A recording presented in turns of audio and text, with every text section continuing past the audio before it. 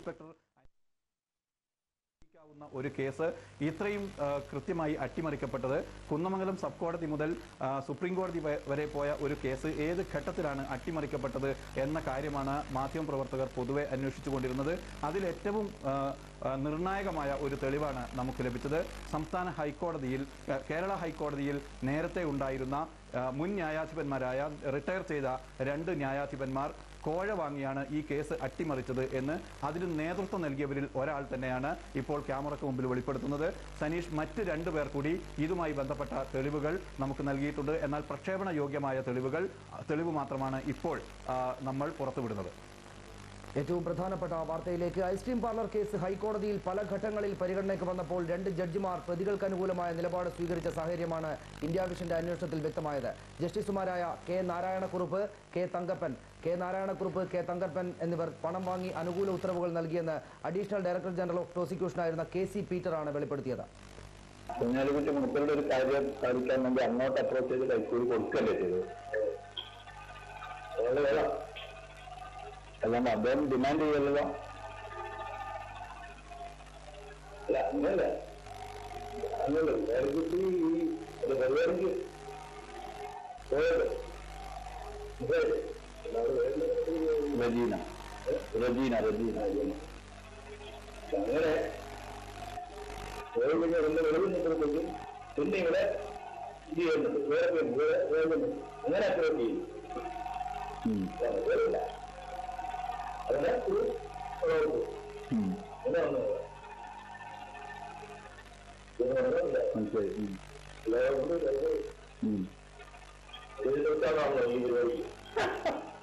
ഈ അങ്ങനെ പബ്ലിക് അറിഞ്ഞ് പുറത്തു പോയി. അപ്പൊ അത് കോടൊക്കെ അതിനിടയ്ക്ക് അങ്ങനെ പണം കൊടുക്കേണ്ട ഘട്ടങ്ങളിലൊക്കെ ജസ്റ്റിസ് കെ തങ്കപ്പന് പണം കൊടുത്ത് അദ്ദേഹത്തെ മാനേജ് ചെയ്തുവെന്നാണ് പീറ്ററിന്റെ വെളിപ്പെടുത്തൽ. താൻ കാട്ടിയ വഴിയിലൂടെയാണ് ജസ്റ്റിസ് തങ്കപ്പനെ കുഞ്ഞാലിക്കുട്ടിയുടെ ബന്ധു റൌഫ് സമീപിച്ചതെന്ന് പീറ്റർ സമ്മതിച്ചു. ജസ്റ്റിസ് തങ്കപ്പനെ ഇതിനെ അപ്രോച്ച് ചെയ്താൽ നടക്കും എങ്ങനെ അവർക്ക് ബോധ്യപ്പെട്ടു? സാറുമായിട്ടൊക്കെ പരിചയമുള്ളതുകൊണ്ട് അങ്ങനെ പറഞ്ഞു കേട്ടോ അല്ലേ?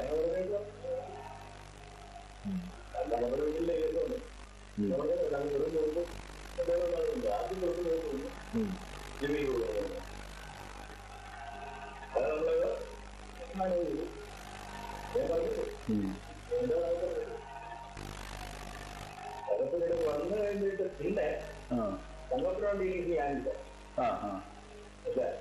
അതൊരു റൗസ് വേറെ മാറി അത് പ്രവർത്തിക്കുമ്പോൾ അതിന്റെ സംഘത്തിന് കോഴിക്കോട് അവിടെ വെച്ചാണെങ്കിൽ കാണിച്ചു കൊടുക്കും. അപ്പൊ എന്നെ വിട്ടു. അത് വേറെ ആരോ ഒന്ന് ഏർപ്പാടാക്കി. വേറെ ആരുമില്ല, വേറെ അയച്ചു നീക്കി ചോറി. പിന്നെ പരിചയത്താൻ ഞാനുണ്ടായിരുന്നു. അത് സാറ് ഒരിക്കലും ലീഡ് ഇവർ കാണിച്ചു കൊടുത്തു. എന്നോടൊക്കെ ഇവർ പറഞ്ഞത് ഇത് നടക്കില്ല എന്ന ഘട്ടം വന്നപ്പോ, വിധി വരുന്നില്ല എന്ന ഘട്ടം വന്നപ്പം സാറിനെയും കൂട്ടി പോയി എന്നാണ്. പോയി വേറെ പിടിച്ചു.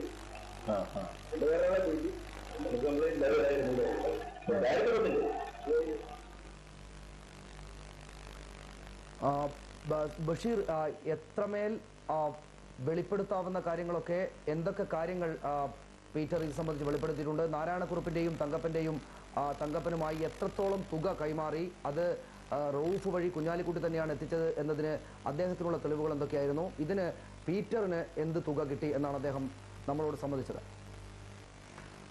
പീറ്ററിന് കിട്ടിയ തുകയെക്കുറിച്ചോ അതല്ലെങ്കിൽ എത്ര തുകയാണ് ഇതുമായി ബന്ധപ്പെട്ട് കൈമാറ്റം ചെയ്യപ്പെട്ടത് എന്നതിനെക്കുറിച്ചോ കൃത്യമായ മൊഴികൾ നമുക്ക് ഈ ക്യാമറയിൽ പകർന്നിട്ടില്ല എന്നതാണ്. എന്നാൽ ഇതുമായി ബന്ധപ്പെട്ട് മറ്റ് 2 പേരുടെ കൂടി ദൃശ്യങ്ങൾ നമ്മൾ പകർത്താൻ ശ്രമിച്ചിരുന്നു. അവരിൽ ചിലരുടെ ദൃശ്യങ്ങൾ ഭാഗികമായി ക്യാമറയിൽ തെളിയുകയും ചെയ്തിട്ടുണ്ട്. അതിലൊരാൾ മുൻ അഡീഷണൽ അഡ്വക്കേറ്റ് ജനറൽ തന്നെയാണ്. ഇവരെല്ലാം കൂടി നൽകുന്ന മൊഴികൾ നോക്കുമ്പോൾ 40 ലക്ഷം രൂപയ്ക്കടുത്ത് തുക 2 കേസുകൾ 2 ജഡ്ജിമാർക്കായി കൈക്കൂലി കൊടുത്തു എന്നാണ് പൊതുവായി ഏതാണ്ട് അനുമാനിക്കേണ്ടത് 40 ലക്ഷം രൂപയ്ക്കടുത്ത് ഈ കാര്യത്തിൽ കൈക്കൂലി കൊടുത്തു എന്നതാണ്. ഇതുമായി ബന്ധപ്പെട്ട മറ്റ് വിശദാംശങ്ങൾ കൂടി ഇന്ത്യ വിഷൻ നൽകാനുണ്ട് അല്പസമയത്തിന് ശേഷം. ഏതായാലും ജസ്റ്റിസ് തങ്കപ്പന്റെ കാര്യത്തിൽ തങ്കപ്പനാണ് ഈ കേസുമായി ബന്ധപ്പെട്ട 3 പ്രധാനപ്പെട്ട കേസുകൾ പരിഗണിച്ചിരുന്നത്. ആ കേസ് പരിഗണിച്ച ഘട്ടത്തിൽ തന്നെ ഇത്തരത്തിൽ ആരോപണങ്ങൾ ഉയർന്നിരുന്നു, കേസ് അട്ടിമറിക്കപ്പെടുന്നു എന്ന്. ഏതായാലും ഈ 3 കേസുകളിലും കുഞ്ഞാലിക്കുട്ടിക്ക് അനുകൂലമായ വിധിയാണ് തങ്കപ്പൻ എഴുതിയത് എന്ന് വളരെ കൃത്യമായി തന്നെ വെളിവാകുന്നു. അത് അന്ന് തന്നെ ആരോപണം ഉയർന്നതാണ്. അത് ശരിവെക്കുന്ന തരത്തിലുള്ള തെളിവുകളാണ് ഇപ്പോൾ പുറത്തു വരുന്നത്. ജസ്റ്റിസ് നാരായണക്കുറുപ്പിനെ പോലെ അഴിമതിക്കാരനായ ജഡ്ജിമാർ ഹൈക്കോടതിയിൽ വേറെ ഇല്ല എന്നായിരുന്നു KC പീറ്ററിന്റെ വെളിപ്പെടുത്തൽ. ഐസ്ക്രീം പാർലർ കേസിൽ CBI അന്വേഷണം ആവശ്യപ്പെട്ട് സമർപ്പിച്ച ഹർജിയാണ് പണം വാങ്ങി ജസ്റ്റിസ് നാരായണക്കുറുപ്പ് തീർപ്പാക്കിയത്. കുറുപ്പിന്റെ രാഷ്ട്രമാണെന്ന് ആരും വിചാരിക്കില്ല.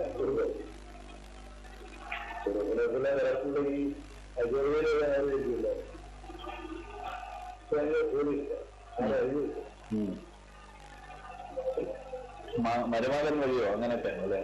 എന്നിട്ട്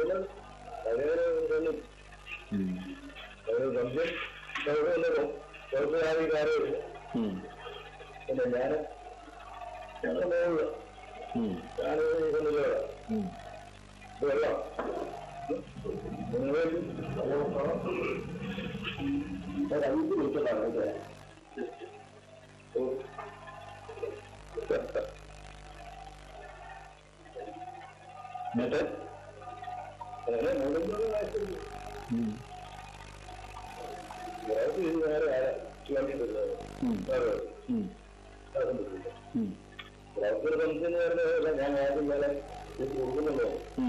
ഞാനെടുക്കണം. കമ്പനിയിൽ വരുന്നുണ്ടല്ലോ സംവിധാനം ഓരോരുത്തരല്ലേ.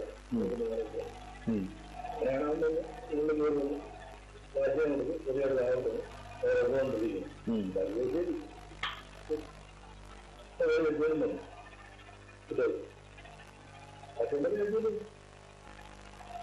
കിട്ടില്ല. അതിനുവേണ്ടി വെച്ചു പോയിരുന്നല്ലേ?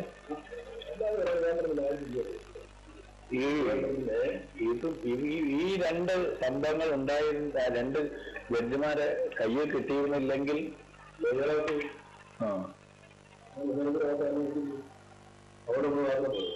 അവിടെ ക്രൂഷ്യലായിരുന്നു. ബഷീർ, അദ്ദേഹം പറയുന്നതിന്റെ പൂർണ്ണമായിട്ടുള്ള വിവരങ്ങൾ എന്തൊക്കെയാണ്? ഏത് രീതിയിലാണ് ജസ്റ്റിസ് നാരായണക്കുറുപ്പ് ഈ കാര്യങ്ങൾക്ക് വഴങ്ങിയത്? ഇത് കിട്ടിയില്ലായിരുന്നെങ്കിൽ എന്താണ് എന്ന് താങ്കൾ ചോദിക്കും. എന്ത് സംഭവിക്കുമായിരുന്നു എന്ന ചോദ്യത്തിന് കിട്ടിയില്ലായിരുന്നെങ്കിൽ ഇയാൾ അകത്തു പോകുമായിരുന്നു എന്ന് അദ്ദേഹം മറുപടി പറയുന്നു. അതിന്റെ വിവരങ്ങൾ എന്താണ്? എത്ര നേരം നീണ്ടുനിന്നു ആ സംഭാഷണം? ഏതാണ്ട് 3 മണിക്കൂർ നേരം നീണ്ടുനിന്ന സംഭാഷണമാണ് KC പീറ്ററുമായി നടത്തിയത്. അതിൽ ഈ വിഷയത്തിലേക്ക് അദ്ദേഹത്തെ ലീഡ് ചെയ്യുന്നതിന് വേണ്ടി ഒട്ടേറെ മറ്റു കാര്യങ്ങൾ സംസാരിച്ചതിന് ശേഷമാണ് ഇത്തരം കാര്യങ്ങളിലേക്ക് വന്നത്. അതോടൊപ്പം തന്നെ KC പീറ്ററിന് തുടക്കം മുതൽ തന്നെ ഇതുമായി ബന്ധപ്പെട്ട സംശയമുണ്ടായിരുന്നു. നമ്മളിത് ക്യാമറയിൽ പകർത്തുന്നുണ്ടോ എന്നതടക്കമുള്ള സംശയങ്ങൾ KC പീറ്ററിനുണ്ടായിരുന്നു. വൈറ്റ് ഫോർട്ട് ഹോട്ടലിൽ, എറണാകുളത്തെ വൈറ്റ് ഫോർട്ട് ഹോട്ടലിൽ ഈ കേസിൽ ഇപ്പോൾ വിവാദ നായകനായിരിക്കുന്ന KA റൌഫിനോടൊപ്പമാണ് ആദ്യമായി ഞാൻ KC പീറ്ററെ കണ്ടത്. പിന്നീട് കോട്ടയം ജില്ലയിലെ പാലായ്ക്കടുത്ത് മരിങ്ങാട്ടുപള്ളിക്ക് അപ്പുറത്തുള്ള KC പീറ്ററിന്റെ വീട്ടിലെ പോർട്ടിക്കോയിൽ വെച്ചാണ് രണ്ടാമത് KC പീറ്ററോട് സംസാരിച്ചത്. പിന്നീട് എറണാകുളത്ത് ഹൈക്കോടതിക്കടുത്തുള്ള KC പീറ്ററുടെ വീട്ടിൽ വെച്ചും അദ്ദേഹത്തോട് സംസാരിച്ചു. ഈ 3 തവണ അദ്ദേഹത്തെ കണ്ടപ്പോഴും വളരെ വ്യക്തമായി ഈ കേസിൽ 2 ന്യായാധിപന്മാർ ഇടപെട്ടു എന്ന മൊഴിയാണ് അദ്ദേഹം നൽകിയിട്ടുള്ളത്. ജസ്റ്റിസ് നാരായണക്കുറുപ്പും ജസ്റ്റിസ് K തങ്കപ്പനും ഈ കേസിൽ ഇടപെട്ടു എന്നാണ്. ജസ്റ്റിസ് നാരായണക്കുറുപ്പിന് മുമ്പാകെ വന്നത് CBI അന്വേഷണം സംബന്ധിച്ച ഹർജിയായിരുന്നു. അന്വേഷിയാണ് ഈ ഹർജി നൽകിയത്. അതോടൊപ്പം തന്നെ കൊളക്കാടൻ മൂസഹാജി എന്ന മറ്റൊരാളും ഈ ഹർജി CBI അന്വേഷണവുമായി ബന്ധപ്പെട്ട് നൽകിയിരുന്നു. ഈ ഹർജികളിൽ തീർപ്പാക്കുന്നതിന് വേണ്ടി തന്റെ മരുമകനായ സണ്ണി മുഖേന ജസ്റ്റിസ് നാരായണക്കുറുപ്പിന് പണം നൽകി എന്ന വെളിപ്പെടുത്തലാണ് പീറ്റർ നടത്തിയിരിക്കുന്നത്. ഇക്കാര്യം റൌഫും അതോടൊപ്പം മറ്റൊരാളും എന്നോട് സ്ഥിരീകരിച്ചിട്ടുണ്ട്. തിരിച്ചു വരാം താങ്കളിലേക്ക്. ഇപ്പോൾ നിയമവിദഗ്ധൻ അഡ്വക്കേറ്റ് കാളീശ്വരം രാജ് ടെലിഫോൺ ലൈനുണ്ട്. ശ്രീ കാളീശ്വരം രാജ്, ഈ വെളിപ്പെടുത്തൽ താങ്കൾക്ക് എന്താണ് തോന്നുന്നത്? താങ്കൾക്കുണ്ടാക്കുന്ന വികാരം എന്താണ്? പറയാം. വാസ്തവത്തിൽ വളരെ ഗൗരവപ്പെട്ട, ഒരുപക്ഷെ കേരളത്തിന്റെ ചരിത്രത്തിൽ തന്നെ ഇതുവരെ ഉണ്ടാകാത്ത വിധത്തിൽ ഗൗരവപ്പെട്ട ആരോപണങ്ങളാണ് മുൻ ന്യായാധിപന്മാർക്കെതിരെ ഉന്നയിക്കപ്പെട്ടിട്ടുള്ളത്. ഈ ആരോപണങ്ങളുടെ ശരിതെറ്റിനെ കുറിച്ച് ഞാൻ ഇപ്പോൾ പറയുന്നത് ഉചിതമല്ല, ഞാൻ അത് ചെയ്യുന്നുമില്ല. പക്ഷേ ഈ ആരോപണങ്ങളുടെ ഗൗരവ സ്വഭാവം കേരളത്തിന്റെ മനസാക്ഷിയെ നടുക്കുന്നതാണ്, നമ്മുടെ പൗരസമൂഹത്തെ ഞെട്ടിപ്പിക്കുന്നതാണ്. ആ ഞെട്ടൽ ഞാനും വാസ്തവത്തിൽ അനുഭവിക്കുകയാണ്.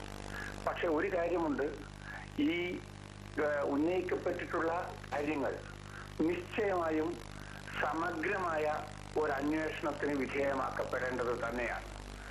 ആരോപണ വിധേയരായിട്ടുള്ളവർ മുൻ ന്യായാധിപരാണ് എന്നതുകൊണ്ട് മാത്രം അന്വേഷണത്തിന്റെ പരിധിയിൽ നിന്നും അവരെ മാറ്റി നിർത്താവുന്നതല്ല എന്ന് സുപ്രീം കോടതി 991 റിപ്പോർട്ട് ചെയ്ത വീരസ്വാമി കേസിൽ വ്യക്തമാക്കിയിട്ടുണ്ട്. അതിന് ചീഫ് ജസ്റ്റിസിന്റെയോ സുപ്രീം കോടതിയുടെയോ മുൻകൂർ അനുമതി പോലും ആവശ്യമില്ല എന്ന് വീരസ്വാമി കേസിൽ സുപ്രീം കോടതി പറഞ്ഞിട്ടുള്ളതാണ്. ഇങ്ങനെ നോക്കുമ്പോൾ മാധ്യമങ്ങളിലൂടെ ഇന്ന് വന്നിട്ടുള്ള ആരോപണങ്ങൾ വാസ്തവത്തിൽ കാണിക്കുന്നത് നമ്മുടെ അധികാര കേന്ദ്രങ്ങൾ ഒരു നാർക്കോ പരിശോധനക്ക് വിധേയമാക്കപ്പെടുകയാണ് എന്നതാണ്. മറ്റൊരു വിധത്തിൽ പറഞ്ഞാൽ എനിക്ക് പലപ്പോഴും തോന്നിയിട്ടുള്ളത് ഈ അടുത്ത ദിവസങ്ങളിലായി ദൈവം തന്നെ അധികാര കേന്ദ്രങ്ങൾക്കെതിരെ ആഞ്ഞടിക്കുകയാണ് എന്നതാണ്. ഈ രീതിയിൽ നോക്കുമ്പോൾ വളരെ ഗൗരവപ്പെട്ട, ഇത് കേവലം ഒരു പെൺവാണിഭ കേസോ ഇല്ലെങ്കിൽ ആ രീതിയിലൊരു പ്രശ്നമോ മാത്രമല്ല, ഇത് നിശ്ചയമായും അധികാര കേന്ദ്രങ്ങളുമായി ബന്ധപ്പെട്ട, അഴിമതിയുമായി ബന്ധപ്പെട്ട, അവിഹിതമായ അധികാര പ്രയോഗവുമായി ബന്ധപ്പെട്ട വളരെ ഗൗരവപ്പെട്ട, ജനാധിപത്യത്തെ സംബന്ധിച്ചിടത്തോളം വളരെ അടിസ്ഥാനപരമായി ബാധിക്കുന്ന വിഷയങ്ങൾ തന്നെയാണ്. ആ അർത്ഥത്തിൽ തന്നെ ഇവ കൈകാര്യം ചെയ്യപ്പെടേണ്ടതാണ്, അന്വേഷിക്കപ്പെടേണ്ടതാണ്. അങ്ങനെ മാത്രമേ വാസ്തവത്തിൽ ഒരുമിച്ച് പറയേണ്ടുന്ന ഒരു കാര്യം കൂടിയുണ്ട്. വളരെ സത്യസന്ധരായ, ദിവസം 16 മണിക്കൂർ ആത്മാർത്ഥത്തോടെ ജോലി ചെയ്യുന്ന ഒട്ടനവധി ന്യായാധിപരുള്ള ഇന്ത്യയിലെ തന്നെ മികച്ച ഒരു ഹൈക്കോടതിയാണ് കേരള ഹൈക്കോടതി.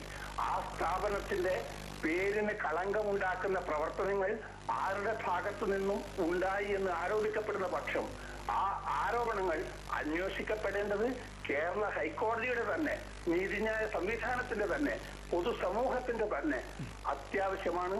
അതിനുള്ള ശ്രമങ്ങൾ നിശ്ചയമായും ഉടനടി ഉണ്ടാകേണ്ടതുണ്ട്. തീർച്ചയായും അഡ്വക്കേറ്റ് കാളീശ്വരം രാജ്, ഏറ്റവും സത്യസന്ധരായ കേരള ജുഡീഷ്യറിയിലെ, കേരള ഹൈക്കോടതിയിലെ ജഡ്ജിമാർ തന്നെയാണ് ഇക്കാര്യത്തിൽ സന്തോഷിക്കുക, ഇത്തരം കാര്യങ്ങൾ പുറത്തു വരുന്നതിൽ സന്തോഷിക്കുക എന്ന് തന്നെയാണ് ഞങ്ങളും കരുതുന്നത്. ഒരു ചോദ്യം